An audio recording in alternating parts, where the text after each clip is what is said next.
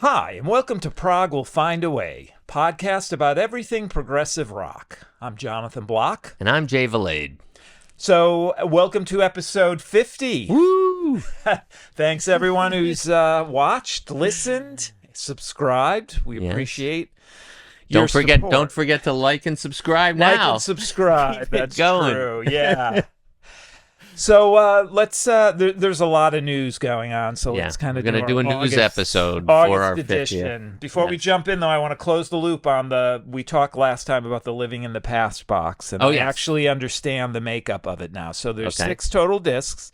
The first disc is kind of the remixes that were done for the original Living in the Past. Okay. There's a bunch of some other B-sides, some other stuff too, and there's a couple of things missing. So it's not like you're getting the full thing. That's CD 1. CD 2 and 3 is all of the Steve Wilson new remixes. Okay. There's a few, I think there's 4 from 2024, 2025. The rest are the remixes he had already done for the previous box sets. Okay. So. Of the Toll catalog. catalog. So they just called them from exactly, but there's sort of greatest hits that it is. Yeah, and it's expanded, and there's things in there that newer things that he did, and there's added stuff in there too. Yep. And then the last 2 discs are the Carnegie concert, and then there's a Blu-ray. I do want to point out, because I did look into it, because I definitely was considering buying it, is that, first of all, they're not Atmos mixes. They're the same thing that they've been for all the Toll boxes. They're just standard DTS or surround. So I'm sorry, they're going to come out again. Yeah. They're going to come out again. So that's that. All right. Let's get into some news. Talking about box sets, why don't we keep the box set thing going? Fair enough. So this is just a quick one. Is... Prog adjacent. So the most progressive Grateful Dead album has actually been mixed into Atmos by Steve Wilson. Yeah, Steven Wilson is he's branching out all over the place. So now he's hitting the Dead. Yeah, but he's done the Dead before. I think he did something with the Dead before. But it sounds like he did this a while ago. Yeah. And which makes me even more kind of go grr to about the Toll thing. It's not like, Atmos has been around for a while now. Listen, anyways. Show me the money. Okay, show me the money. I'll do what you pay me for. But if they don't want him to do it, he's not going to just do it.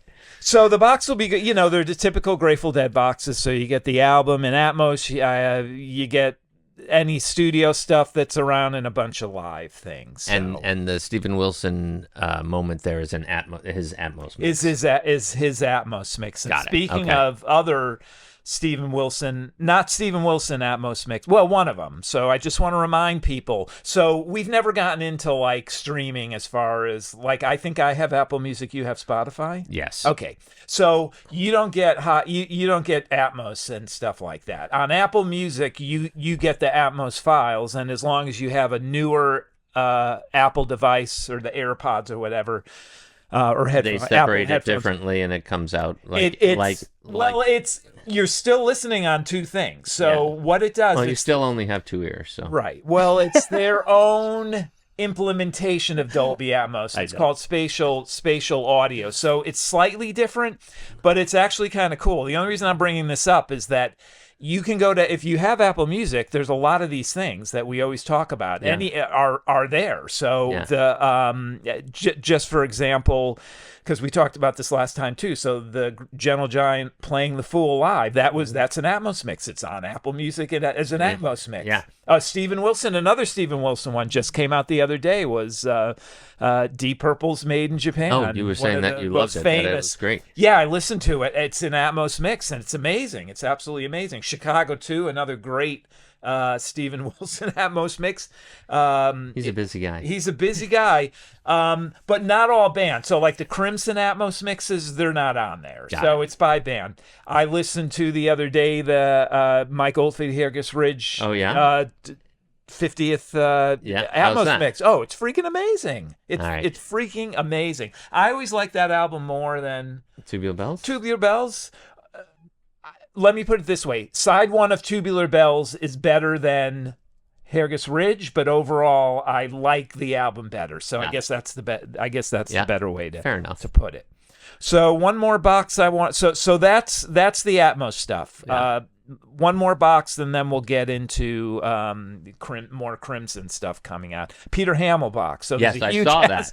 Peter Hammill box. We were talking about the Van de Graaff generator. Yes. I don't know if we talked about it in the last episode, if we were just talking about it offline. I think we were talking about it offline, but I have the Van de Graaff generator box, which is amazing. And there's been talk that there would be a Peter Hammill one. So now there's a Peter Hammill one. I personally am not that interested in it, and that's not because I don't like him or anything like that. I love his stuff, but a lot of his stuff is just him. It's like the Todd Rundgren thing. So I don't necessarily feel like there's going to be any benefit from a sound perspective. Got it. Because he recorded all that stuff himself, and a lot of it sounds good now. I think there's 3 or 4 of the albums that they're going to put either surround or an Atmos mix, and then there's some live things on there. Is it just him stripped down like guitar and voice? Well, or not every album, but there are certain albums where it's like that.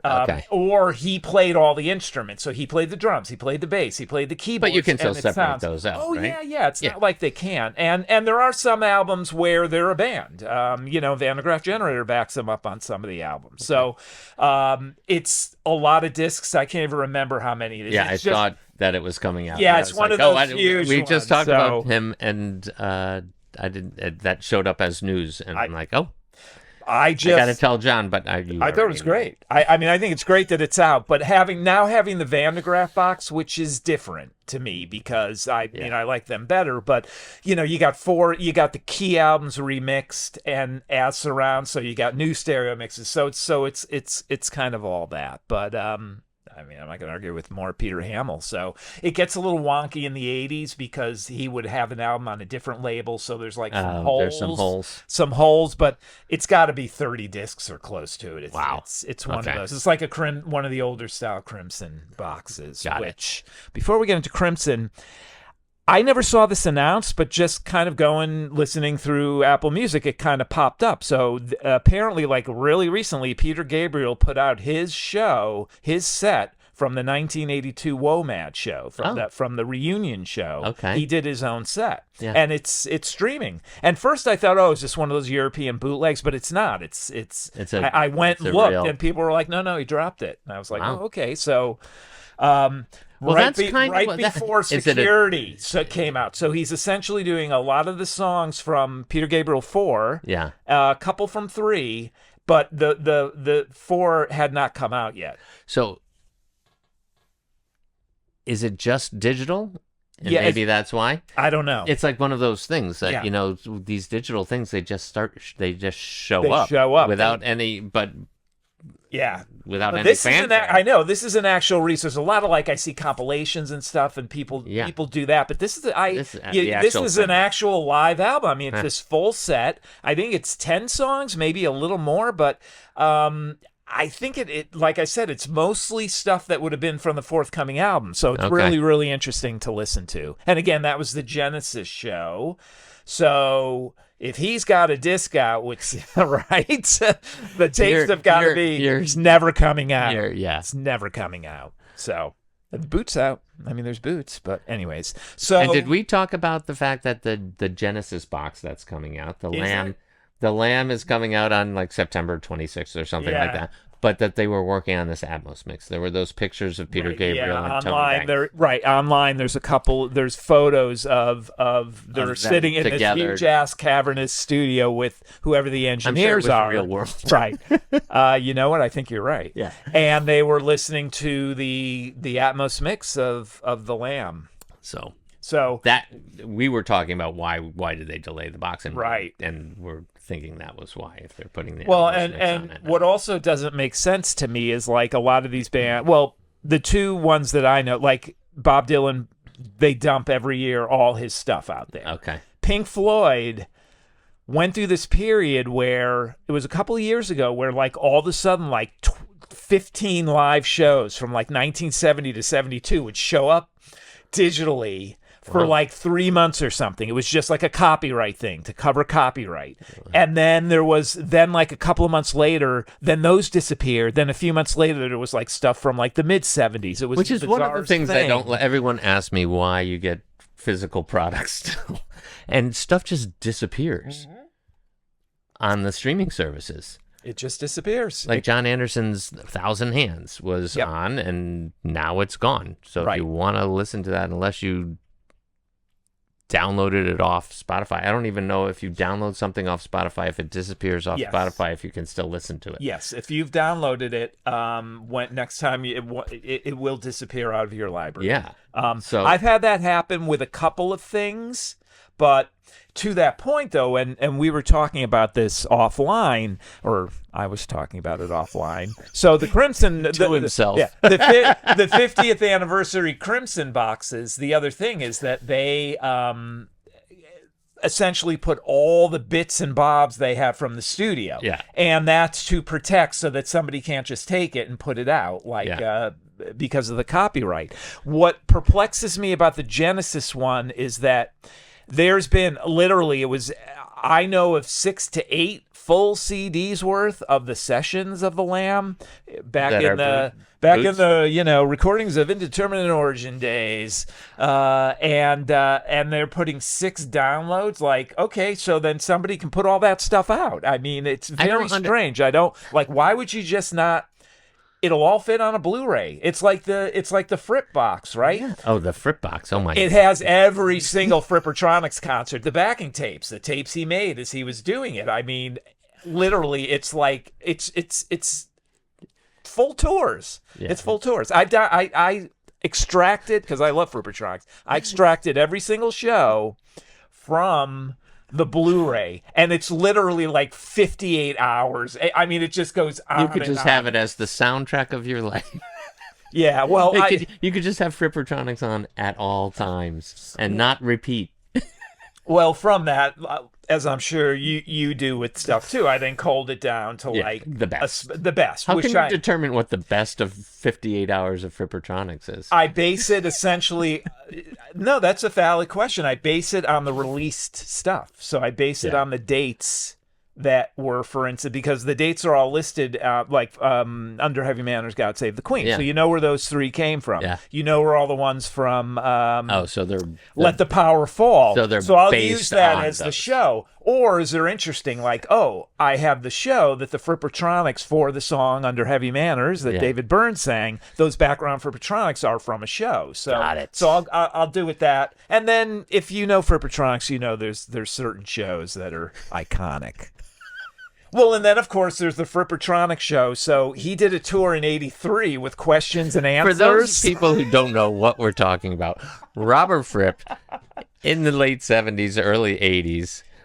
Here's the exposures box. The exposures box. If you're just listening, you can't see 32 plus discs of everything he did from in that time period. The solo time period. The solo time period, which was basically his New York years, right? Where he was getting into the punk stuff and getting into playing with the Roaches because you need 8 versions of exposure. No, literally, there's like 6 completely different versions. John let me borrow the box, and I started listening to it, and I'm like, I don't know what Mark 1, Mark 2, Mark 3, Mark 4 of exposure is. What's the final one? What's the one I had on vinyl in 1979? Exactly. Yeah. Well, there's also, I believe, there's a clean cut. There's a clean vinyl cut. Everything is in there. Yeah. That we know. Yeah. It's kind of an interesting album. I know we're digressing, but it's an interesting album in that it is very punky. It is. He's got Daryl Hall singing songs and Peter Hammill singing these songs that are very punk oriented. Yeah. And, CBGB's sort of moments that in revisiting it, I was kind of surprised because, I used to play that all the time. You Burn Me Up, I'm a Cigarette. Yeah. I was like on like my mixtapes when I was, but I never really associated, because it was Robert Fripp, I never associated it with, the punk movement, but it really kind of was the New York punk movement. It really was. And then in the booklet itself, I mean, we grew up in this area, so I was into him when I was growing up in that, and there were write-ups in New York Times and things like that, so you would kind of get a clue, but there was a lot of stuff in there, like his immersion into that New York punk scene. They've got pictures of him he's playing with. I mean, we knew he played with Blondie, he played with the Stranglers in England, but there's these lesser known people where he's on radio shows. He did not fall. There's really only a few people that didn't really fall into the valley of death of Prog from 78 through 84 or whatever even him, Gabriel, obviously Peter Hammill. I mean, there are some people that just. But I don't think Peter Hammill was as much of a American. No, not at all. They Prog were not, name that you would just know, exactly right. But but Fripp because of his Crimson ties and Gabriel because of his Genesis ties, they were all part of that thing. And it wouldn't have been the same if he wasn't in New York. Oh, absolutely. So, yeah. That whole scene was it influenced him somehow. All right. What else is in the news? Well, we're a good segue to more Crimson 50th anniversaries coming. The reason we were talking about all this is that bands do copyright dumps of stuff so that they can retain the copyright, and that's what's happening. So that's really the difference, I think, between the 40th anniversary and the 50th anniversary Crimson releases, because the 40th anniversaries, they have the surround, right? They have outtakes. And they also have videos and things of that nature. The new ones are more Atmos mix and complete sessions. So that's what the 50th anniversary. Not saying they don't throw other stuff, because we talked about the red one. We talked about the red versions of USA are on here. Yeah. So this has a bunch of live shows. Not in surround. So USA. I was like, why didn't you put USA? And there's actually Anyway. They didn't. Fripp said it's better in stereo. There's a believe it or not, there's a question and answer section on the redone DGM site that I didn't know about, so I just went through there and I'm looking through these questions. He listened to it and he said no. He said it's a 2-channel thing. Yeah. So essentially, they're doing these 50th anniversary, right? Atmos mix. Right. This is the only 50th that I have purchased because it's basically, if you've ever watched or listened to our Crimson episode where we rated the albums, red was I think our collective favorite that we came up with, didn't we come up with? The collective that we my favorite is still Lark's Tongues. I know, but our collective our collective. It was red, Lark's Tongues, and Discipline. Yes. So they're doing the same thing now with Lizard and In the Wake of Poseidon. Yes. And I have the 40th. I didn't. Yes. John had purchased the box set of the Island Sailor's Tales, which is currently out of print. But it was kind of bits and pieces of Lark's Tongue, or of Lizard, and most of Islands, and a whole bunch of live shows and things like that, right? Right. All Earthbound, every Earthbound, every freaking concert that was in the archives is on there. So my memory is that these came out like 3 years ago, but they came out in 2009. Yeah, they came out a while ago. Yes. Yeah. So it's 15 years since, or more, since they had put these out, and what they're doing is the same sort of treatment. So we're going to end up with a new box set, sort of mini box set of Lizard and Poseidon. Correct. That has stuff on it that is not on these two, but then there's stuff on these that is not going to be on the other. That potentially. No. So with these two, you're not going to get 2 CDs and 2 Blu-rays. Okay, these are Lizard and Wake will be 1 CD and 1 Blu-ray. Okay. What you're getting is what the 50th anniversaries are. So you're getting the Atmos mix, and you're getting all of the sessions. Right. So the difference between these earlier ones and the later Crimson ones, where there's video, there's a lot of different live stuff. Yeah. You're just getting alternate takes or stuff, which I believe is going to be on the, like on here. You get Groon, maybe not. Yeah, I'm pretty sure all of this, and it gets really, really confusing with Devil's Triangle because the multis don't exist, and they did some kind of upmix for the Sailor's Tale box set, and I don't understand any of the description. It's like they took the Sailor's Tale upmix and put it now, so that's the Devil's Triangle. It doesn't make a lot of sense to me. But what you're getting is, again, you're getting the album in Atmos mix, a new stereo mix that Steve Wilson does, because apparently the way he works is he does a stereo mix first, then he does I think that's the direction it goes, and then it's all the sessions. Now, that stuff is already out, so you can download that from the DGM site, or if you're part of their, is it the 1000 Club? You can stream it now, so they stream too. So you can stream from their site. You can stream from nugs.net. So, but there'll be a whole new. This is a 2010. Correct. You will have an entirely new.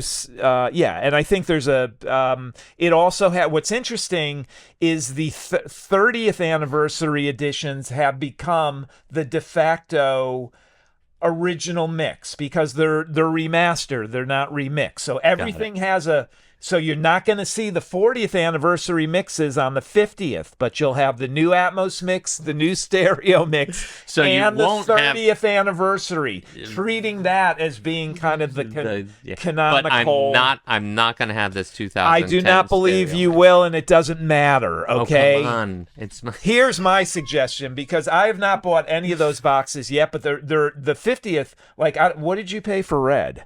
Do you remember? $50. Okay, yeah, it's about $50 now. Lark's Tongue has come down. I just don't. The thing is, on the 40th anniversary, you get an alternative album already, and now it's the Elemental mixes. And the alternative album on the 40th anniversary, they even put that out as vinyl.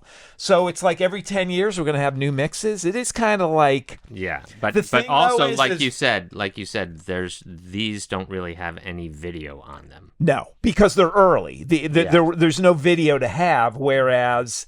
on the later ones, on Starless and Bible Black and Red and Lark's Tongues of the 40th, they do have video. Yeah. Now, also, these are DVDs, and now it's Blu-ray. Yeah. So, but I was going to say that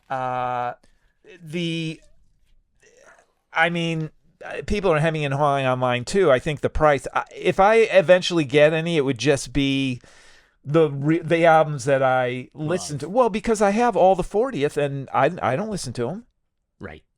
I can't think of the last time I pulled one off the shelf and listened to surround. So I was like, that's why I'm like, oh, great. They're putting out the Elemental mixes. So the Elemental mixes are available streaming. The one for Red is out there. Right, for now.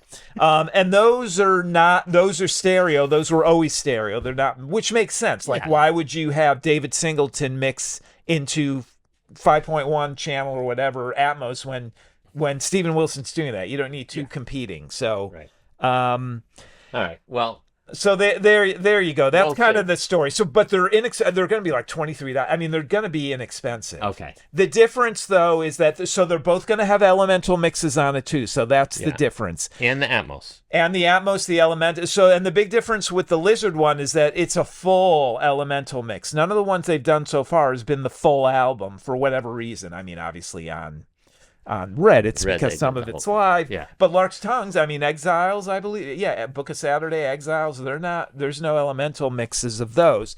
But for Lizard, they must have everything. So they're doing it complete, and then that will be released on vinyl. Okay. So the Elemental mix. Two vinyl set. I think the first one is the regular album, 2000, and then I think same with. I think, because that's what they've done for Red. That's what they did for Red and Lark's Tongues. Yeah, I did not look into the vinyl. They're not. They either weren't around for very long or not of it. Because when you go to look at vinyl for Crimson, like on Amazon, it's the mixes are the 40th anniversary, except for the USA 50th anniversary with blue sparkle. I need a scorecard. Vinyl. I can't. And there's a 50th anniversary Earthbound vinyl too. I can't. It's cheap. I think it's like $15. I was actually going to buy it. I'm like, $15 for, and then I'm like, but I have all the Crimson albums on vinyl. I have an original release. So, anyways, those are coming in October. All right. Okay, that might be it. All right. What do you recently purchased the new Tales from Topographic Oceans book by Kevin I do have Muller, one more thing, but do this. Who did the Tormato book, which was actually, speaking of our 50th anniversary episode, was what our first episode was about, was the Tormato book. Really? So, wow. Here we go. Like yesterday. It does seem like... Yeah, it just seems like yesterday's. So, he did another one, this time about Tales from Topographic Oceans, which I just got, so I am only midway 1/3 of the way through, but it's along the same format as the Tormato book, where he talks about the making of the instruments, the studio, how they got to where they did, so it's it's very interesting. You have to love Tales from Topographic Oceans, though, to really get into it. So what I've been doing is just putting the Pangeric release on and listening to the various versions as I'm sitting and reading. Because it's a double that's 80 minutes long, so that's probably about how long I sit and read. But was really interesting was I listened to the Steven Wilson surround mix first, because that's like the main thing on those on the DVD, and then I listened to the original, and I was like, I kind of like the original better. Really? There's like just moments that it's probably a memory thing. That it's just this is every piece of it I know. And those little changes kind of bring me out of that kind of reverie. That's wild. You know what I mean? The original mix, is it surround or is it's just regular, right? And so then I got the next up will be the instrumental mix. Okay. And whatever. As I try to finish this book. The book's about as long as the and gear up for the inevitable box set, which the clock is still ticking on that one. I keep thinking, they'll do the little advertisement on Yes World, and we'll get our little video graphic of the new super deluxe set coming out, but nothing yet. Yeah, I don't know how much lead time. It's like Zappa's one size fits all. It was like 3-week lead time between when they announced it and when it's it's insane. It's insane for some of this stuff. Considering I don't know when's Record Store Day or Black Friday Record Store Day is like in November, right? So usually they put something out from the box set on that, so they better hurry up. We'll see. We'll keep that countdown going. I need my Yes Record Store Day fix. All right. Finally, one thing we did want to talk about, because we talked so much about overseas prog. We do mention American prog, and we've talked about how we need to do some episodes on there. So on the American prog front, a gentleman, Jesse Krakow, who was recording under the name Crackhouse, sent us a lot of material. He's put out this. So if you don't know Jesse, he's a bass player. He's very active on the, I guess I would call it the American prog avant-garde scene. Dr. Nerve is the band that I remember him from. He's on Cuneiform. A lot of people know that label out of the DC. I think they're out of Maryland. And they have a lot of classic and really, really powerful releases over the years, including putting archive stuff out for Soft Machine and a lot of bands. So Jesse's, I'd call it a huge magnum opus. It reminds me a lot of, it's called Bastards of Prog. And I wouldn't call it a history of prog. It's kind of a journey almost through Jesse's own mind, filtered through prog. It's really interesting, and he includes a lot of background material, so you really kind of get a flavor for where he's coming from. It's long. It's close. It's like 2.5, 3 hours.